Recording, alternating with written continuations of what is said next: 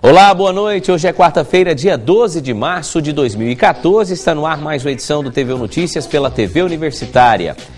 O CEPES da UFO divulgou hoje os resultados do IPC do mês de fevereiro. O destaque econômico dessa avaliação foi para o grupo de despesas pessoais. Quem tem as informações para a gente é a repórter Fabienne Silva. O índice de preços ao consumidor registrado pelo CEPES da UFO foi de 0,73% da inflação do mês de fevereiro. Quem tem mais informações para a gente é Álvaro Fonseca, que é economista do CEPES. O que causou aí essa inflação de 0,73%, Álvaro? Pois não. Na verdade, nós tivemos um mês bastante movimentado, né? Coisas descendo, coisas subindo. A gente gosta disso, né? Quando o mês é bastante movimentado. Nós chegamos nesse índice de 0,73%, muita gente pode pensar, nossa, 0,73%, o mês passado 0,68%. A inflação, então, acumulada já está mais de um ponto, já está 1,7% a inflação acumulada. É muito. Se a gente não considerar que janeiro e fevereiro são 2 meses um tanto quanto atípicos, né? São meses que existem reajustes de tarifas, reajustes da educação, tivemos esse mês reajuste dos transportes. Então, na verdade, esse mês, o que aconteceu de mais específico no IPC? Foi uma pequena queda do grupo alimentação, variação média do grupo, e o que mais influenciou o IPC foi o reajuste dos ônibus urbanos, das tarifas de ônibus urbanos, né? Que 40% do índice foi relativo a o reajuste acontecido no início do mês na tarifa de ônibus urbanos. E também, associado a isso, tivemos um reajuste em planos de saúde, tiveram uma importância relativamente menor, mas é importante, e tivemos também um reajuste mais generalizado naqueles serviços pessoais. Todos esses serviços pessoais que a gente usa no dia a dia, eles também tiveram um aumento importante. A questão do transporte vem apresentando alta desde janeiro, né? Que em janeiro foram os combustíveis. Em janeiro foram aumentos derivados do aumento dos combustíveis especificamente. Este mês, na verdade, o que aconteceu com a tarifa do transporte coletivo urbano, né, o nosso transporte coletivo, foi um retorno daquela diminuição que houve meses atrás, né?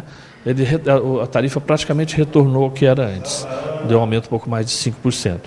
Mas não necessariamente ligado ao aumento dos combustíveis. Situação da cesta básica este mês. A cesta básica foi interessante, porque se você olhar, ela teve um aumento de 1,26%, mas na verdade a tendência, que ela é muito associada ao grupo alimentação no domicílio, na verdade a tendência da cesta foi uma tendência de baixa. São 13 componentes, 10 diminuíram, inclusive o pão, que é um dos componentes principais, só que um aumento muito forte no tomate, você já deve ter feito inclusive matérias esse mês, o aumento no tomate foi essencial para que a cesta ainda continuasse com a variação positiva, mas a tendência geral dela foi uma tendência de uma leve diminuição. Com relação aos transportes, esse índice que vem gerando alta todo mês, a dica é o consumidor, no caso, andar mais a pé, aí, ou mesmo com outros veículos, como a bicicleta. Bom, mas nem sempre isso é possível, né? Então, na nossa classe de renda, nas classes de rendas do IPC-CEPES, na verdade, o transporte coletivo tem uma participação bastante grande, alimentação, transportes coletivos, e realmente todo mundo usa, né? Ficar atento, então, às altas. A gente tem que ir trabalhando com isso também, né? Algumas altas são impossíveis de você fazer uma substituição. No transporte coletivo seria o ideal, mas nem todo mundo pode andar a pé ou de bicicleta. Ok, muito obrigada pelas informações. Kelson, é com você. Como a ordem de nascimento pode afetar a personalidade dos irmãos? Você acha que essa ordem pode influenciar nas características de cada um deles? Para falar sobre este assunto, eu converso agora com o psicólogo especialista em terapia do comportamento, o doutor Pablo Fernando. Doutor, muito obrigado pela presença. Tem alguma coisa a ver mesmo essa ordem de irmãos? O mais velho é diferente do mais novo? E por quê, doutor? Boa noite. Boa noite. Tem diferença, né? A gente pensar que quando nasce o primeiro filho, a primeira experiência de paternidade e maternidade, os pais são mais cuidadosos, são mais exigentes, né? Então isso já leva um tipo de personalidade a ser desenvolvida um pouco mais voltada para seguir regras, né? E depois nasce o segundo filho, e aí o primeiro já perde aquele espaço de maior atenção, mas os pais já estão um pouco mais acostumados, né? Quando se nascer um terceiro filho, mais ainda, eles já têm muito mais experiência e provavelmente ficam mais permissivos. Hoje mais ainda, se a gente pensar nos dias de hoje, irmãos mais velhos estranham o que irmãos mais novos fazem. Antigamente pulava uma geração, né? Os avós estranhavam os netos. Hoje não, irmãos mais velhos já estranham irmãos mais novos, né? E fica com um certo ciúme por causa disso, tipo assim, quando eu era pequeno, falando para os pais, né? Os senhores não deixavam eu fazer isso. Depende muito da idade, né? Que a criança já está, ou se já é adolescente, então isso depende muito. Mas essa ordem afeta principalmente porque altera tanto a maneira como os pais lidam com mais uma criança em casa, quer dizer, um bebê precisa de mais cuidado, isso é fato. Não tem como eu deixar de estar o tempo todo atento com o bebê, né? Mas altera também a visão que a criança que já está ali, e também a que está chegando depois, qual é a posição dela naquela família, né? Então isso realmente afeta. Tem até uma reportagem que a gente tem aqui em mãos, dizendo que tem 3 características. Um é o realizador, o outro é o pacificador e o brincalhão. Como é que se explica isso, doutor? A gente tem que tomar um pouco de cuidado com isso, porque, na verdade, o que vai acontecer com essas crianças vai depender muito do ambiente. Senão a gente vai achar que o fato da personalidade ser realizador ou brincalhona é só por conta da ordem de nascimento. E não é bem assim. Não existe, até porque tem pessoas que não é filho do meio e é filho único, quer dizer, isso não é bem assim. Então, o que determina, na verdade, essas características depois na vida adulta é como os pais vão conseguir lidar com essa chegada de novos filhos e de uma maneira de dar uma atenção igualitária, de mostrar a importância da criança, e essa coisa do realizador, do brincalhão, isso tem que tomar um pouco de cuidado. Eu gostaria de saber o seguinte, quais as dicas que o senhor dá então para os pais, né, que estão cuidando de filhos, que tem mais que um filho, não tem filho único, e que tem essa diferença de idade, ou aqueles que vão ter mais filhos, para os futuros pais também. O que isso pode atrapalhar na criação deles, essas diferenças? Sim. Para os pais, basicamente, eles têm que estar atento para não dar uma atenção exclusiva ao bebê. Né? É preciso que o filho que já está ali também receba atenção. O bebê precisa de atenção exclusiva o tempo todo, mas ela não pode ser só ele receber atenção. A outra criança tem que receber atenção. E depois que eles crescem um pouco, que um fica um pouco maior, mais competente, o outro mais novo fica comparando, ele tem também que tomar cuidado para não estimular essa competição entre os irmãos, porque eles estão em igualdade, eles não estão em igualdade de condições. Um é menor, o outro vai conseguir andar de bicicleta primeiro, jogar bola primeiro. Então isso é muito perigoso também. Os pais às vezes cometem esses erros. Vamos apostar uma corrida. Um menino tem 2, o outro tem 4. O de 4 vai ganhar. Claro, então aí sempre perde, né? Então algumas dessas dicas são importantes. Essas dicas são importantes porque o pai... São coisas do dia a dia, né? São coisas do cotidiano, mas que afetam muito depois como a criança se enxerga e enxerga a relação com o outro. De que maneira? O senhor, por exemplo, como psicólogo, já atendeu crianças que foram ficando mais velhas e essa questão da infância, da diferença, dessa competição por causa da idade, afetou essa pessoa depois de mais velha? Existem até pessoas que defendem aquela regressão para ver o que aconteceu lá no passado. Isso realmente pode ter alguma influência na vida adulta da pessoa? Pode. Nós não podemos considerar, quando pegamos um paciente adulto, que essa é a única variável. Você me fala qual se é mais novo ou mais velho, então o seu problema é esse. Claro que não. Mas isso realmente... Quer ver um outro exemplo que não tem a ver com a idade? Se você teve um dos irmãos doentes, com alguma doença que precisou de um cuidado maior. Né? Tanto doenças que precisam de pouca internação ou muita internação. Não precisa nem ter diferença de idade. A criança já percebe que o outro irmão recebeu mais cuidado naquele período da vida. E aquele que recebeu mais cuidado fica menos competente também, porque tudo é feito para ele. Os pais acabam fazendo as coisas para ele. Então isso afeta. Nunca é a única variável. Jamais podemos dizer que é a única variável, que se depende muito mais de toda a história, de como esses pais conseguiram conduzir essa educação da criança. Né? Tem pais mais adequados, outros menos adequados. Agora, não é a única variável, mas interfere sim. Realmente é uma coisa que os pais precisam tomar cuidado para ter um certo equilíbrio entre essas idades. Isso é um fato, existe, mas precisa também ser tratado com mais cautela, com mais atenção e cuidado para não ter problema, né, doutor? Geneticamente não tem nada a ver, né? Um filho ser mais velho ou outro, geneticamente falando, não existe. Não, todos nós nascemos com temperamento. Uns são mais introvertidos, outros tendência a ser mais extrovertidos. Mas o ambiente vai moldar isso, né? A criança que é mais tímida, você pode fomentar mais autonomia, pedindo para ela cumprimentar o colega, cumprimentar o amigo do pai. Então, o ambiente conta muito mais, né? Não é uma questão mesmo, muito mais de atenção e de condução das características. Tá certo. Doutor Pablo, muito obrigado mais uma vez e volte sempre para nos dar essas ótimas dicas sobre outros assuntos também. Um abraço, boa noite, viu? Boa noite. Previsão do tempo em Minas Gerais deve ficar parcialmente nublado em todas as regiões e há previsão de pancadas de chuva localizadas no Triângulo Mineiro. Em Uberlândia, sol entre nuvens pela manhã. À tarde, tempo quente e não chove. A mínima prevista é de 20 graus e a máxima não deve passar de 29. Veja o tempo em outras cidades do estado. Sol e aumento de nuvens em Araguari pela manhã. À tarde e à noite pode chover a qualquer momento, mínima de 18 graus e máxima de 28 graus. Tempo quente em Paracatu, não há previsão de chuva. A mínima prevista é de 21 graus. A quinta-feira em Divinópolis e Araxá será de sol pela manhã. À tarde, tempo estável nas duas cidades. A mínima é de 21 graus. E depois do intervalo, a internacionalização das universidades brasileiras foi tema de uma discussão na UFO. A gente volta já.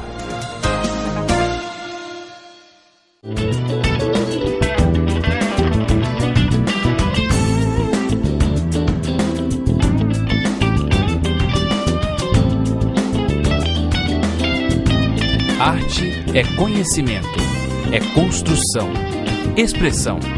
Museu Universitário de Arte, Praça Cícero Macedo, 309, bairro Fundinho.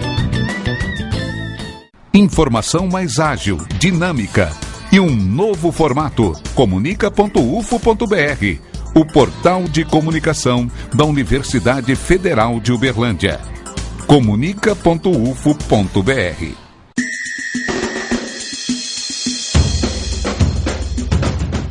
Para realizar tarefas como autenticar um documento em cartório ou abrir uma conta no banco, utilizamos o CPF como documento de identificação.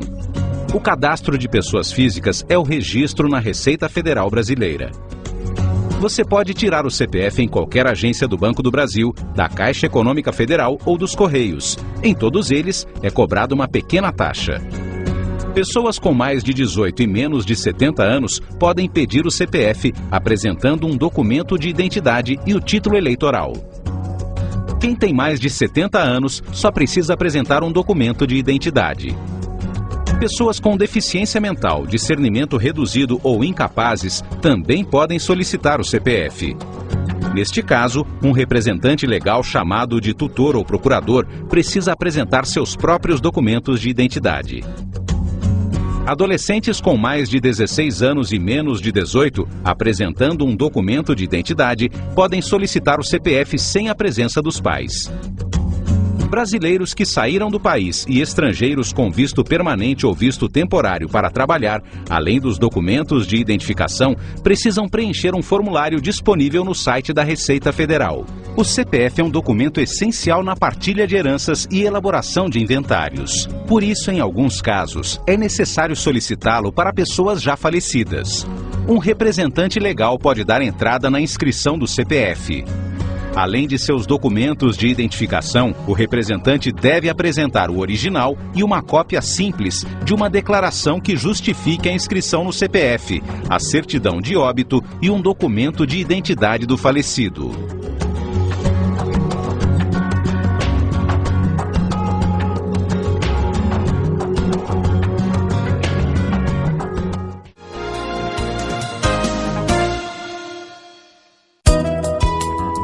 O programa Ciências Sem Fronteiras do Governo Federal, em parceria com o grupo biofarmacêutico AstraZeneca, está oferecendo 30 vagas em cursos de pós-doutorado no exterior para pesquisadores da área da saúde. Os cursos serão por um período de 2 anos nos Estados Unidos e Reino Unido. Os candidatos devem passar por um processo de seleção, sendo necessário encaminhar currículo atualizado na plataforma Lattes e carta de apresentação, ambos na língua inglesa. Os candidatos também deverão se candidatar na plataforma Carlos Chagas para concorrer à bolsa pelo programa Ciências Sem Fronteiras. O site é www.cienciasemfronteiras.gov.br/web/csf/pós-doutorado 1. Os interessados também podem contatar a AstraZeneca pelo e-mail currículos.postdoc@astrazeneca.com ou através do telefone 011 37 37 42 20. Os resultados devem ser divulgados até o dia 15 de agosto.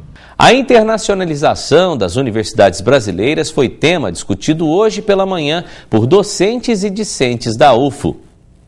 Alunos, professores de vários cursos superiores participaram da palestra sobre os desafios e possibilidades da internacionalização da pós-graduação realizada hoje no anfiteatro da UFO.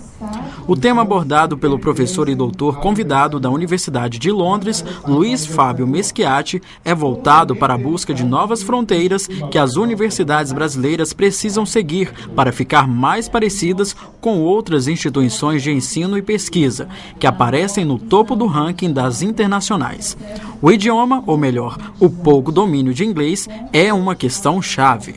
Tem pouca gente que realmente fala inglês e que pode, então, estabelecer uma cooperação, uma troca de conhecimento com outras instituições do mundo, né? Então a gente vê que ainda essa barreira da língua é um fator bastante sério.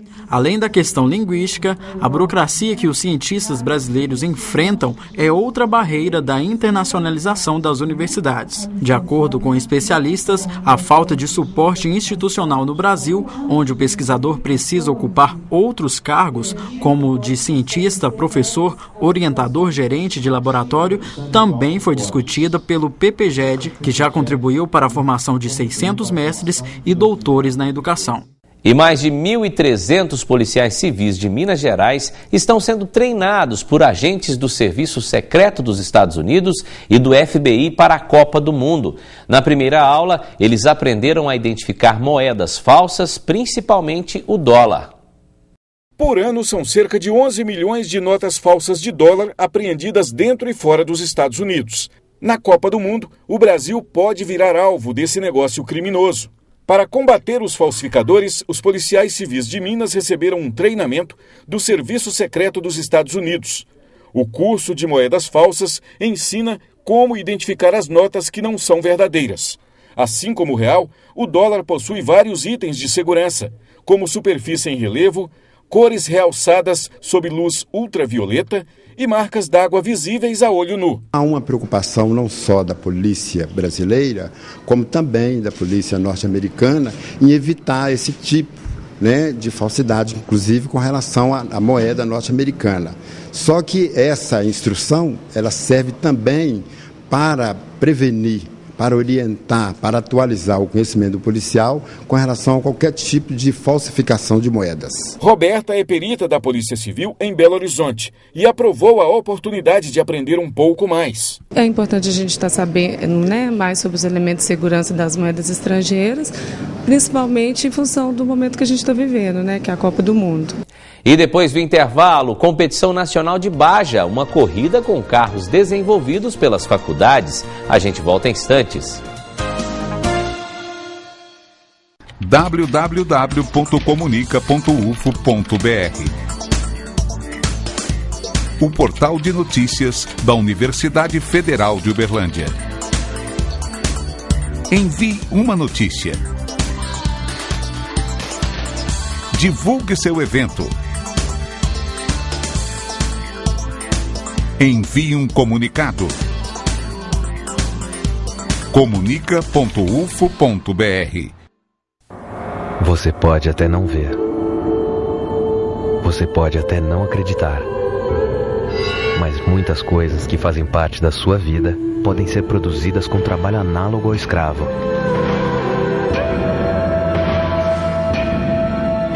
Se você conhece alguém que produz em qualquer uma dessas condições, não deixe passar. Denuncie. Sweet dreams are made of these. Who am I?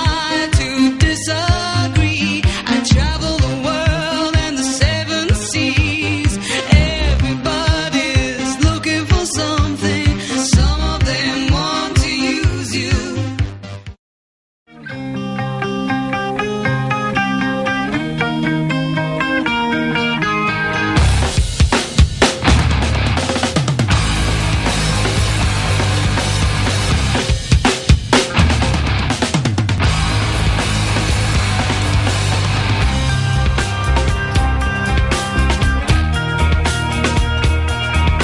FAEF, Faculdade de Educação Física e Fisioterapia da Universidade Federal de Uberlândia.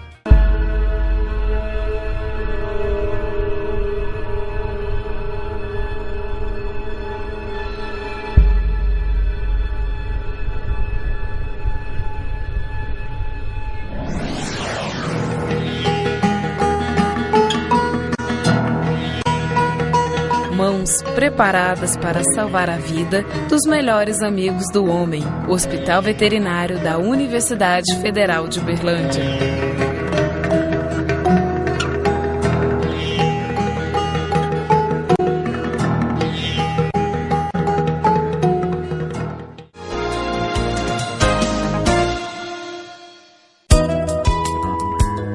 Estão abertas as inscrições para o processo seletivo para ingresso no segundo semestre de 2014 na Universidade Federal de Uberlândia.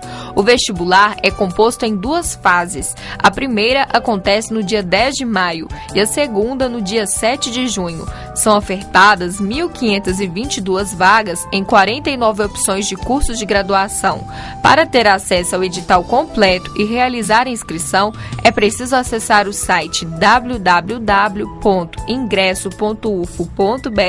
até o dia 26 de março. A taxa para pagamento é no valor de R$ 105. E daqui a pouco tem o programa UFO no Plural. E quem traz os detalhes para a gente sobre o tema desta noite é a apresentadora Frinéia Chaves. Olá, boa noite e boa noite também para os telespectadores que acompanham o TVU Notícias. O UFO no Plural de hoje explica a parceria da Universidade Federal de Uberlândia com a Olimpíada Brasileira de Matemática das Escolas Públicas. Aliás, as inscrições para a edição deste ano já estão abertas. O prazo termina no dia 21 de março. E até lá, qualquer aluno de escola pública cursando a partir do 6º ano do ensino fundamental pode se inscrever. Os convidados que trazem mais detalhes sobre este assunto são os professores Antônio Carlos Nogueira e César Guilherme de Almeida. Não perca, UFO no Plural vai ao ar daqui a pouquinho, às 10 da noite, e eu conto com a sua audiência. Muito obrigado, Friné. Então, daqui a pouco tem UFO no Plural pela TV Universitária. E os alunos da Faculdade de Engenharia da UFO viajam esta semana para uma competição no interior de São Paulo. É a Competição Nacional de Baja, uma corrida com carros desenvolvidos pelas faculdades. Acompanhe na reportagem. O minicarro desenvolvido na UFO, aos poucos, vai ganhando os ajustes finais. Ele será avaliado durante a competição, que vai até o próximo domingo. São cerca de 80 carros projetados em diversas universidades pelo Brasil afora, competindo num só espaço. O pessoal, quando escuta falar da competição, acha que é uma competição, uma corrida de carros, vamos dizer assim, mas não é. É um projeto de engenharia que vai ser avaliado, né, do ponto de vista da aplicação de um produto muito sofisticado no mercado. Então ele tem que ter aspectos de conforto, durabilidade, desempenho, facilidade de manutenção, análise de segurança. Ele tem que respeitar todas as normas de segurança que são muito rígidas, impostas pela organização. Então é realmente um projeto de uma complexidade extremamente elevada. São avaliados diversos itens, desde o projeto até a finalização do modelo. Ao todo, 10 alunos dos cursos de Engenharia Mecânica e Engenharia Mecatrônica estão envolvidos no projeto. A participação nesse evento, ela traz um benefício assim, importantíssimo, que é a formação do aluno. O aluno de engenharia que participa desse projeto ou de outros similares, ele vai aprender, enquanto na faculdade, a enfrentar os difíceis problemas que uma empresa de engenharia vive, que são problemas de custo-benefício, de trabalhar com orçamento, gerenciar pessoas e, ao mesmo tempo, desenvolver um produto, né, que é bastante complicado, como um veículo. Para se chegar a este ponto, foram 18 meses de estudos e cerca de R$32 mil investidos. A expectativa é alcançar o melhor resultado na competição, mas para os alunos, o maior ganho é mesmo o conhecimento adquirido ao longo do desenvolvimento do projeto. São alunos como Marcos Vinícius. A paixão por mecânica trouxe o universitário para o projeto. Ele conta que a prática tem contribuído para facilitar o entendimento dos conteúdos em sala de aula. Tudo que a gente aprende na sala aqui é uma chance de poder aplicar, né? Então, a maneira como a gente aprende pode ser vista de uma outra forma, sabendo que aqui tem uma finalidade prática. A gente pode dar mais atenção para coisas que a gente deixaria passar batido. Dos 10 estudantes envolvidos, 3 devem pilotar o carro nas provas em Piracicaba. Um deles é Andrei Rodrigues, que não esconde a ansiedade para testar a criação na qual trabalhou os últimos 6 meses. Uma coisa é você pegar um carro comprado, que você não sabe quem fez, como foi feito e nada. Outra coisa é você entra no seu carro que você fez, colocou cada porca daquele carro, você sabe aonde que pode dar errado, onde você espera que não dê errado, onde você sabe que está perfeito. A emoção é muito grande de fazer uma coisa e poder andar naquilo. E o nosso TV Notícias de hoje fica por aqui. Lembrando, amanhã, quinta-feira, a gente volta com mais informações para você. Obrigado pela audiência, boa noite, até lá.